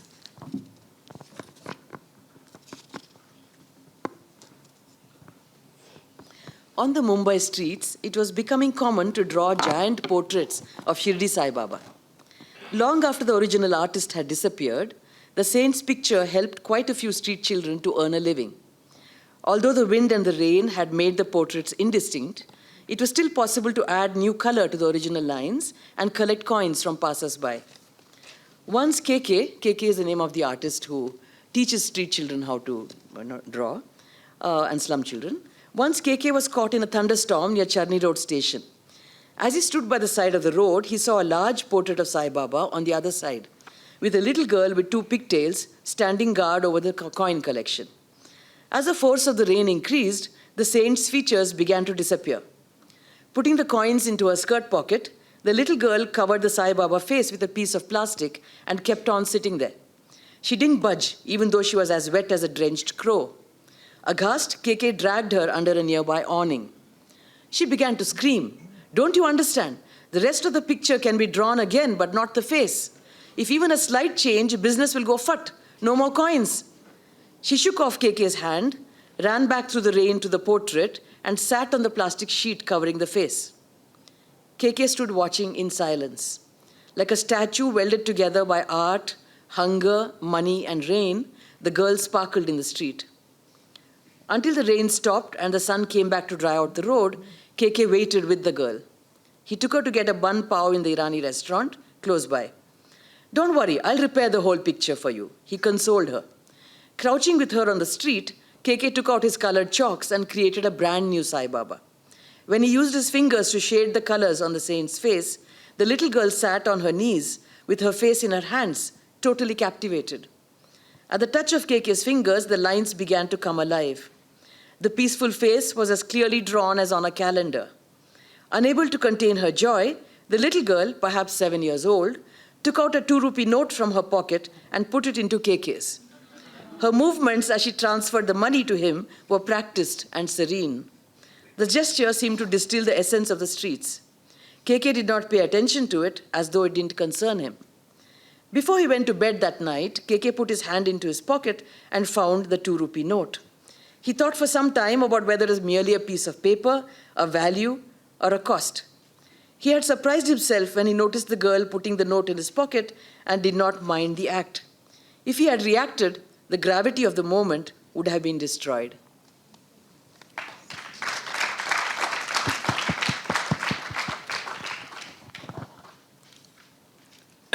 ಬೀದಿಗಳ ಮೇಲೆ ಬಣ್ಣ ಬಣ್ಣದ ಕಡುವಿನಿಂದ, ಕಡು is chalk ಇನ್ ಮರಾಠಿ, ಅದು ಉತ್ತರ ಕರ್ನಾಟಕದಲ್ಲಿ, ಕನ್ನಡದಲ್ಲೂ ಕಡು ಅಂತಲೇ ಹೇಳ್ತೀವಿ ನಾವು. ಬೀದಿಗಳ ಮೇಲೆ ಬಣ್ಣ ಬಣ್ಣದ ಕಡುವಿನಿಂದ ಶಿರಡಿ ಸಾಯಿಬಾಬಾನ ಬೃಹತ್ ಚಿತ್ರ ಬಿಡಿಸುವ ಕಸುಬಂದು ಆಗಲೇ ಶುರುವಾಗಿತ್ತು. ಇಂಥ ಚಿತ್ರವೊಂದನ್ನು ಬರೆದು ಮೂಲ ಚಿತ್ರಗಾರ ಕಣ್ಮರೆಯಾದ ಯುಗಗಳ ನಂತರವೂ ಈ ಚಿತ್ರ ಹೊಸ ಮಕ್ಕಳಿಗೊಂದು ಹೊಟ್ಟೆಪಾಡಾಗಿ ಮುಂದುವರಿಯುತ್ತಿತ್ತು. ಅಂದರೆ ಮಳೆಗಾಳಿಗೆ ತೊಳೆದು ಹೋದರೂ ಕೂಡ ಅಸ್ಪಷ್ಟವಾಗಿ ಉಳಿಯುವ ಮೂಲ ರೇಖೆಗಳ ಮೇಲೆ ತಿದ್ದಿ ಹೊಸ ಕಲಾವಿದರು ತಯಾರಾಗಿ ಕೂತು ನಾಣ್ಯಗಳನ್ನು ದೋಚಲು ಹಕ್ಕುದಾರರಾಗುತ್ತಿದ್ದರು. ಒಮ್ಮೆ ಚಡ್ನಿ ರೋಡ್ ಸ್ಟೇಷನ್ನಿನ ಬಳಿ ಭೋರೆಂಬ ಮಳೆಯಲ್ಲಿ ಸಿಕ್ಕ ಕೇಕೆ ರಸ್ತೆ ಬದಿ ನಿಂತರು. ಎದುರು ರಸ್ತೆಯ ಮೇಲೆ ಬೃಹತ್ ಸಾಯಿಬಾಬಾನ ಚಿತ್ರ ಬರೆದಿತ್ತು. ಜೋಡಿ ಜಡೆಯ ಪುಟ್ಟಿಯೊಬ್ಬಳು ಅದರ ನಾಣ್ಯಗಳನ್ನು ಕಾವಲು ಕಾಯುತ್ತಾ ಕೂತಿದ್ದಳು. ಮಳೆ ಜೋರಾಗುತ್ತಾ ಹೋದ ಹಾಗೆ ಸಾಯಿಬಾಬಾನ ಒಂದೊಂದೇ ಅಂಗಗಳು ನೀರಿನಲ್ಲಿ ಕಣ್ಮರೆಯಾಗತೊಡಗಿದವು. ನಾಣ್ಯಗಳನ್ನು ಸ್ಕರ್ಟಿನ ಜೇಬಿನಲ್ಲಿ ಹಾಕಿಕೊಂಡವಳೆ ಪುಟ್ಟಿ ಸುರಿಯುವ ಮಳೆಯಲ್ಲಿ ಸಾಯಿಬಾಬಾನ ಸರಿ ಮೋರೆಯ ಮೇಲೆ ಪ್ಲಾಸ್ಟಿಕ್ ಚೂರು ಹಾಸಿ ಗಟ್ಟಿಯಾಗಿ ಕೂತು ಬಿಟ್ಟಳು. ಕಾಗೆಯಂತೆ ತೊಯ್ದು ತೊಪ್ಪಡಿಯಾದರೂ ಆಕೆ ಏಳಲಿಲ್ಲ. ಕೇಕೆಗೆ ಹಿಂಸೆಯಾಗಿ ಅವಳನ್ನು ಕೈ ಹಿಡಿದು ದರ ಮರೆಗೆ ಎಳೆದು ತಂದು ನಿಲ್ಲಿಸಿದರು. ಅವಳೀಗ ಕೂಗಿಕೊಳ್ಳತೊಡಗಿದಳು. ಮಳೆಯಲ್ಲಿ ತೊಳೆದು ಹೋದರೆ ಉಳಿದೆಲ್ಲ ಭಾಗ ಮತ್ತೆ ಬಿಡಿಸಬಹುದು, ಆದರೆ ಮುಖ ಬಿಡಿಸೋದು ಕಷ್ಟ. ಮುಖದಲ್ಲಿ ತುಸುವೇ ಬದಲಾಗಿ ಬಿಟ್ಟರೂ ಕೂಡ ದಂಧಾ ಚೌಪಟ್, ಯಾರೂ ಹಣ ಹಾಕಲ್ಲ, ಅಷ್ಟೂ ಗೊತ್ತಾಗಲ್ವಾ ನಿನಗೆ ಎಂದು ಕೇಕೆಯನ್ನು ಕೈ ಕೊಸರಿಕೊಂಡು ಮತ್ತೆ ಪಚಪಚ ನೀರಲ್ಲಿ ಓಡಿ ಈಗಾಗಲೇ ನೀರಲ್ಲಿ ಕೊಚ್ಚುತ್ತಿರುವ ಸಾಯಿಬಾಬಾನ ಮೋರೆಯ ಮೇಲೆ ಕೂತು ಬಿಟ್ಟಳು. ಕೇಕೆ ಸುಮ್ಮನೆ ನಿಂತು ನೋಡಿದರು.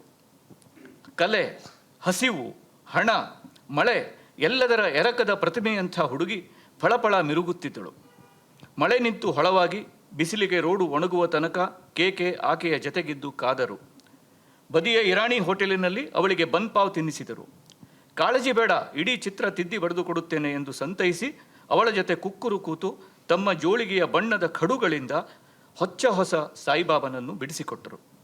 ಸಾಯಿಬಾಬನ ಮುಖದ ಮೇಲೆ ಬೆರಳುಗಳನ್ನು ಬಳಸಿ ಅವರು ಶೇಡಿಂಗ್ ಮಾಡುವಾಗ ಪುಟ್ಟಿ ಮೊಣಕಾಲ ಮೇಲೆ ಬೊಗಸೆಗಳಲ್ಲಿ ಮೋರೆಯಿಟ್ಟು ನೋಡುತ್ತಾ ಪೂರ್ತಿ ಪರವಶಳಾಗಿ ಹೋದಳು.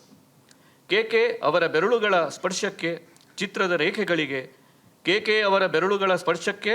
ರೇಖೆಗಳಿಗೆ ಜೀವ ತುಂಬಿ ಬರತೊಡಗಿತು. ಆ ಸೌಮ್ಯ ಮುಖ ಕ್ಯಾಲೆಂಡರಿನಷ್ಟೇ ಚಿತ್ರವತ್ತಾಗಿ ಮೂಡಿಬಂತು. ಸಂತಸ ತಡೆಯಲಾಗದೆ 7 ವರ್ಷದ ಪುಟ್ಟಿ ತನ್ನ ಜೇಬಿನಿಂದ 2 ರೂಪಾಯಿ ನೋಟು ತೆಗೆದು ಕೇಕೆ ಕಿಸೆಯಲ್ಲಿ ಹಾಕಿದಳು.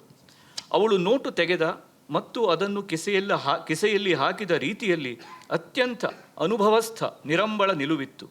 ಬೀದಿಯ ಸಾರವಿತ್ತು. ತನಗೆ ಸಂಬಂಧವೇ ಪಡೆದ ಸಂಗತಿ ಎಂಬಂತೆ ಕೇಕೆ ಅದನ್ನು ನಿರ್ಲಕ್ಷಿಸಿದರು. ರಾತ್ರಿ ಮಲಗುವ ಮುನ್ನ ಕೆಸೆಯಲ್ಲಿ ಕೈ ಹಾಕಿದ ಕೇಕೆಗೆ ಆ 2 ನೋಟು ಸಿಕ್ಕಿತು. ಅದನ್ನೇ ನೋಡುತ್ತಾ ಕೂತರು. ಅದೊಂದು ಕಾಗದವೋ, ಅದೊಂದು ಮೌಲ್ಯವೋ, ಅದೊಂದು ಬೆಲೆಯೋ ಎಂದೆಲ್ಲ ಚಿಂತಿಸಿದರು. ಅದನ್ನು ಆ ಪುಟ್ಟಿ ತನ್ನ ಕಿಸೆಯಲ್ಲಿ ಹಾಕುವಾಗ ತಿಳಿದೂ ಕೂಡ ತಿಳಿಯದಂತೆ ತಾನು ಹೇಗೆ ಉಳಿದೆ ಎಂದು ಅಚ್ಚರಿಪಟ್ಟರು. ಒಂದು ವೇಳೆ ತಾನು ಪ್ರತಿಕ್ರಿಯಿಸಿದ್ದರೆ ಆ ಕ್ಷಣದ ಘನತೆಯೇ ಹಾಳಾಗಿ ಹೋಗಬಹುದಾಗಿತ್ತು.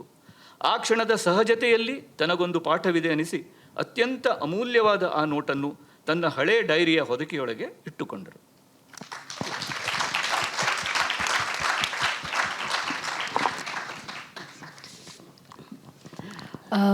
So we're opening up to questions. A mic will go around.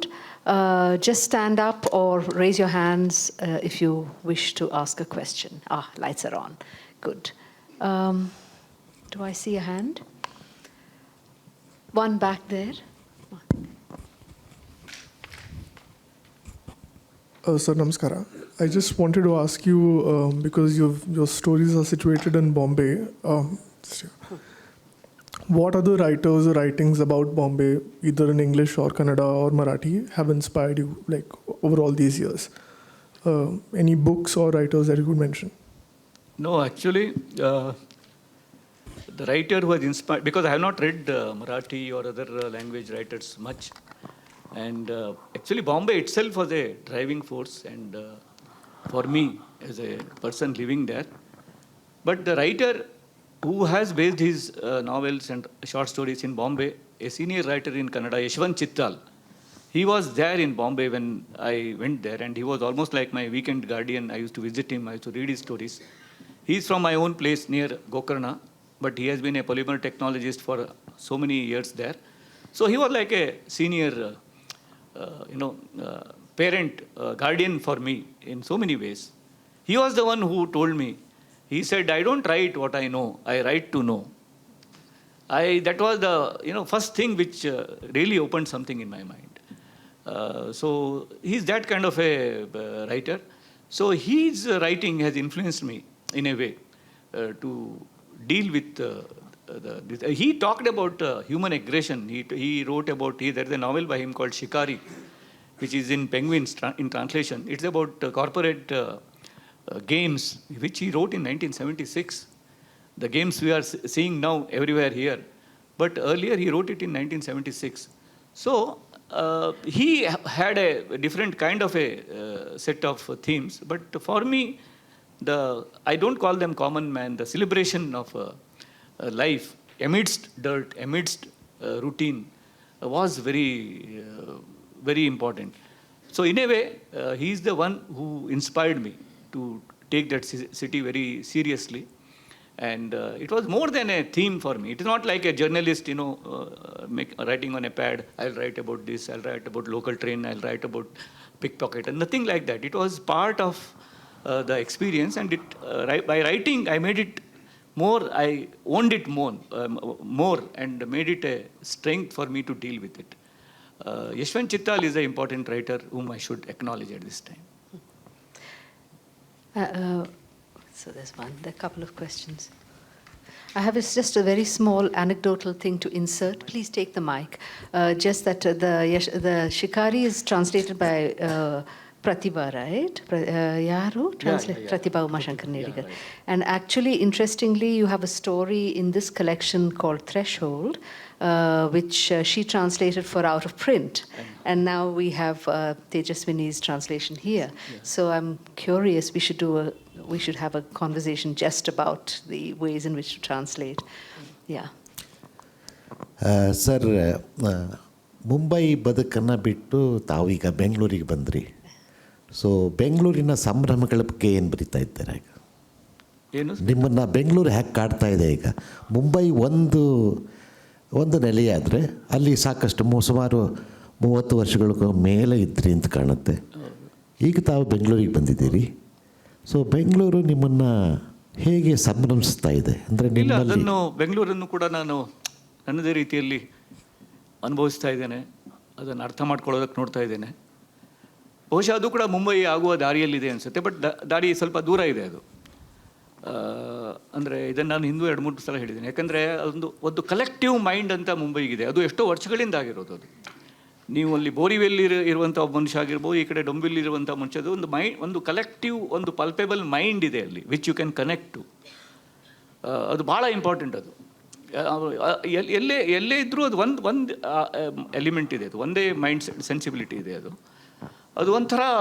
But ಇನ್ನೂ ಆ ನೆಲೆಗೆ ಬೆಂಗಳೂರು ಹೋಗಬೇಕು, ಹೋಗಿಲ್ಲ ಇನ್ನು. ಇಲ್ಲಿನೂ ಅಲ್ಲಿ ಬೇರೆ ಬೇರೆ ಪಾಕೆಟ್ಸ್ಗಳಲ್ಲಿ ಬೆಂಗಳೂರಿದೆ. ಒಂದು ಮೈಂಡ್ ಆಗಿ ಇವಾಲ್ವ್ ಆಗಿಲ್ಲ ಅಂತ ನನಗೆ ಅನಿಸುತ್ತೆ. ಬಹುಶಃ ಅದು ಆಗ್ಬೋದು, ಇಂದೆಲ್ಲ ನಾಳೆ ಆಗ್ಬೋದು. I wonder if it's also the suburban train, and the geography of the city, and it's many other factors. Exactly. Public transport is a very important thing. In fact, Girish Karnad once said that public transport is very vital even for the growth of all arts like theatre. So people can see any place anywhere and catch a train and go home. So that kind of a thing. Karnad ಅವರು ಇದ್ರ ಬಗ್ಗೆನೇ ಬೆಂಗಳೂರು ಒಂದು ದೊಡ್ಡ ಹಳ್ಳಿ ಅಷ್ಟೇ ಅದು ಅನ್ನೋ ಥರ ಒಂದು ಮಾತು ಹೇಳಿದರು ಹಿಂದೆ. But that was before the 90s ಆ ಮಾತು, ನಾಟ್ ನೌ. ಒಂದೇ ನಿಮಿಷ. ಮತ್ತೊಂದು ಅಂದರೆ ಒಂದು ಮಲ್ಟಿಲಿಂಗ್ಯುವಲ್ ಸೆನ್ಸಿಬಿಲಿಟಿ, ಅದು ದೊಡ್ಡ ವರ್ಚ್ಯೂ ಅದು ಆ ಸಿಟಿದು. ಅಂದರೆ ಈಗ ನಂದೇ ಹೇಳಬೇಕಾದ್ರೆ ತುಂಬ ಕಡೆ ಹೇಳಿದ್ದೀನಿ. ಈಗ ನಾನು ಕೊಂಕಣಿ ಮಾತಾಡೋನು ಮನೆಯಲ್ಲಿ. ನಮ್ಮ ಮನೆಯಲ್ಲಿ ಕೊಂಕಣಿ ನಮ್ಮ ಭಾಷೆ. ಕೊಂಕಣ್ ರೈಲ್ ಬಿಡೋದು ನಾವು. ಉಳಿದವರೆಲ್ಲ ಬರೀ ರೈಲ್ ಬಿಟ್ಟರೆ ನಾವು ಕೊಂಕಣ್ ರೈಲ್ ಬಿಡ್ತೀವಿ. ಸೊ ನಾವು ಕೊಂಕಣ್ ಮಾತಾಡ್ತೀವಿ. ಆಮೇಲೆ while travelling to work will talk in Hindi with commuters.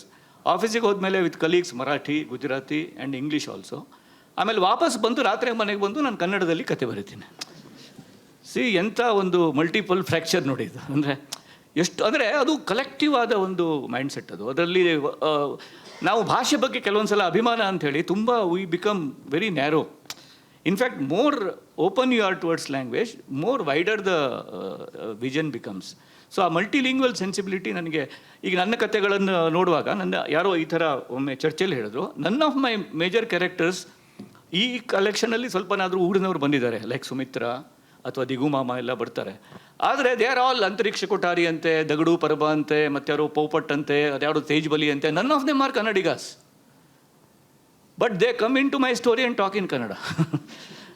So that is the beauty of ಇದು. ಅಂದರೆ ಇನ್ ಎ ವೇ ಬಹುಶಃ ಅದು ನೀನೇ ಹೇಳ್ಬೋದು ಲಿಂಗ್ವಿಸ್ಟಿಕ್ ಇದ್ರ ಬಗ್ಗೆ. Your point, you should tell it. I don't know what point Jayant is referring to, but in the afterword to No Presence Please, I had suggested that, of course, there are all these characters who speak in Kannada in Jayant's stories, but in real life they would not be speaking in Kannada. And I wondered what implication that has for the way Jayant is perceived.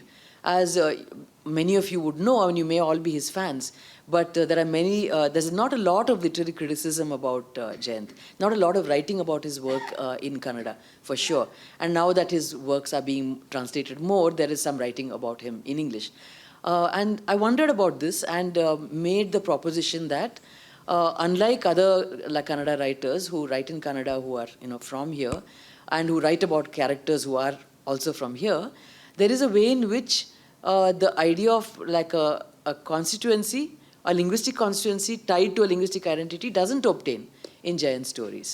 Some people would probably see that as a drawback, and I think he's pointing to it as a resource and a strength. So that's up to you to figure out. Hi. A couple of observations and questions related to that. As any large city, I think Bombay is a collection of suburbs, and every suburb has its own character, right? So I think you are one of the few writers who writes about the suburbs of Bombay, right? I can see when I read a story, I feel that, okay, this must be set in Ghatkopar, this must be set in Matunga, and so on and so forth. Is that a conscious choice, or like it just happens as you write? I think those are all the places where I lived as a bachelor. Because bachelors can't stay more than 1.5 years or 2 years in one rented place. The owner drives you away. So I think in 10 years I have stayed in so many places. So from Dombivli to Borivali to Andheri to Prarthana Samaj to Mulund East, West. But anyway, it hardly matters. Only detail-wise that suburb comes. But I told you, the mindset is the same. So it was not a planned one, like, I can see, when I write, I can see a situation in front of my eyes, I can see a station. I can see a person coming out of a station, or I can see a kitchen. I can see the opposite flat from this kitchen. So that will be somewhere where I have seen it. But when it comes into, while it is when writing it, it's not just that. It's just going beyond that. See, I remember one sentence by, again, Yashwant Chittal, I quote him. He says, Dadar, which comes in my novel, and Dadar is there in real. In Dadar, it's a real coincidence, he says. Dadar being a real Dadar there, and Dadar coming in my this thing. He says it's a coincidence. I mean, it's a different way, It is physical place is right, but something metaphysics, something, outgrowing it happens in your writing. So what you say is right. I have suburbs, I have lived a lot there in Bombay. So those suburbs automatically come as a space for my characters. So yeah, I think you are one of the few writers who has written about the suburb. Most writers who write about Bombay write about the south of the city and not so much about the suburbs. And quickly, I think interestingly, the two other writers that I love and who write really well about Bombay are also translated. One is who writes about a different time. It's Sadat Hasan Manto, who amazingly, like you, has this habit of describing a room and it comes alive. And the other one is Pula Deshpande, who writes in Marathi. And I read both of them. Pula I read in Marathi, but both of them I've read in translated works. So I think there is some point in the multicultural thing that you kind of pointed out. And last but not the least, I would just want to thank you because my father had the same journey as you. He came from a small town in coastal Karnataka and he lived in Bombay. And when I read your stories, the first thing I could think of, he must have experienced Bombay, just like the characters in your stories. So thank you so much. Thank you. So nice. Just a one-liner, please. Jayant has written about 70 odd stories, and among them about 40 are Bombay-based, Mumbai-based. The rest are different places, and they are equally fascinating stories. So I think it has, as we said, he is a master of the craft of the short story, and that comes through in a story after story. So I think every good story leaps out of its situation. And how does it do it? Because of the kind of metaphors that he's able to use. It helps the story to cut itself away from the time, space, location, and move to a slightly larger, space, where everyone who reads the story is able to identify himself or herself or see it as a human situation. And that's the success of the story. And that's where he, excels. Well, I think that seems like there is one more question and then we will close. Yeah. Namaste, sir. 7:57. My question to sir. You have been in so many cities. How important is it for a writer to have that kind of diverse experience, and how much does that help? And nimman kaaduvanta ondond memory adre, particularly Gokarna agirbodu athwa Bangalore agirbodu athwa Bombay agirbodu, something if you can concise and talk. You've spoken so much in your books, but if you just have to say something about each of your experience, then what would that be? It's very difficult, because we start thinking which will work well and all that. One Gokarna, I remember, there was a sadhu who was supposed to be, I have not written about him, he had never come in my stories. Or he might have come, I don't know. So, because Gokarna is a place, pilgrim center it is. So now so many sadhus and they all come there. And there is a small temple near our house. It's the Maneshwara temple. So usually it's a very simple temple. And there are so many temples in Gokarna. So some temples are ignored temples. Where we are as children, we used to play there. We used to go inside and all, all hide and seek. Kandu muchale, olagade ella aadtidvi. Devar jotegene kandu muchale namdu. Yaru bartillilla alli. That was the only temple in the world I have seen where Kanike Dabbi didn't have a lock. And it was always empty, obviously. The purpose is served. So, in that, there, one of the sadhu had come. I don't know which, because he was a Mauni sadhu. Mauni, he never talked. Mauni, always Mauni, and everything. So, he was sleeping there in the afternoon. We used to go and play there, me and my friends. One day, he was talking in his dreams. It was a very funny situation. He never talked in day-to-day life, but he was talking in his dreams. So we could not make out what he was talking. Usually when you talk in a dream, you can't make out what you are talking. So my friend Kantha was there. I said, "Enta matartida." He said he's talking to the God. So it's a different language. We're not supposed to know it. Let us play. So that's how it happened. So that one incident always, very, it is very interesting incident. And another incident I will repeat this, please. No? Another incident which comes in my story, Painted Leg, I think, or Chandu's story, Bannada Kalu, yes, in No Presents, Please. It happened in Bombay near Zed Bridge. There is a Matunga, there is a bridge called Zed Bridge. Everybody calls it as a Zed Bridge because it has a Z shape and it is a mysterious bridge. So many stories. Somebody used to tell, night people disappear once you go there. Or if you enter from here, you become one person. When you come out, you will be old. Or enter from that side, old person enters, he becomes young here. So many mysterious bridge it was. So there once we were talking and one person had this fits attack, what you call seizures he had. He was struggling. And typical Bombay, a crowd was moving, they were taking care of him.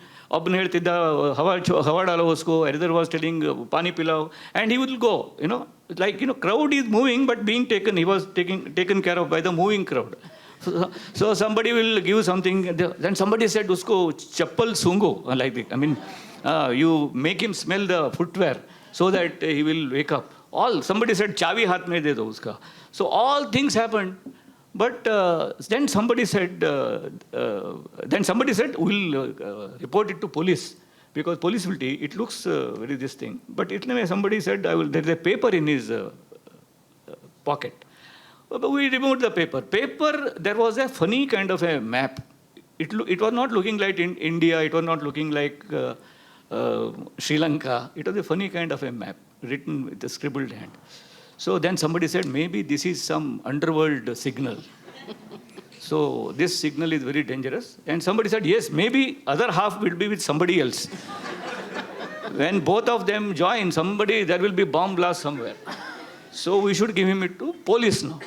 So then what to do? There was a small kid there with another one of these enquiry person had a kid with him. Then that kid saw it. He said it is a footprint of a footprint. It's a pav ka nishani, something he said. That was the size of a child's foot made by pencil to buy a footwear. See, earlier we used to take a map, we used to call map. You take size on a piece of paper with a pencil and take it to the shop. See, none of us could make out that it was a baby's foot.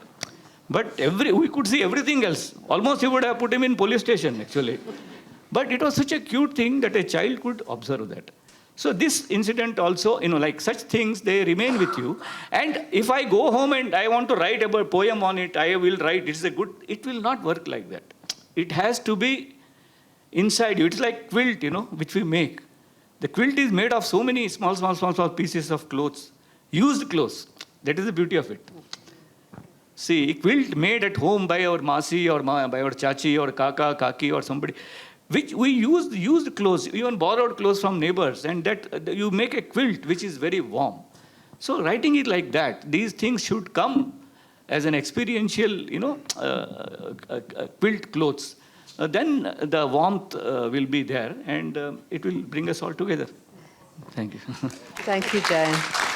That was beautiful. I think we have to close now. I'm sure there are lots of questions. Jayant and Tejaswini will be signing outside, I think, the books. So, hopefully. Yes, of course. People have to buy books. And And then you can probably ask him little questions then, but don't hog the line too much. Thank you all for being here. Thank you, Jayant, for these fantastic stories. Thank you, Tejaswini, for this fantastic translation. Thank you very much.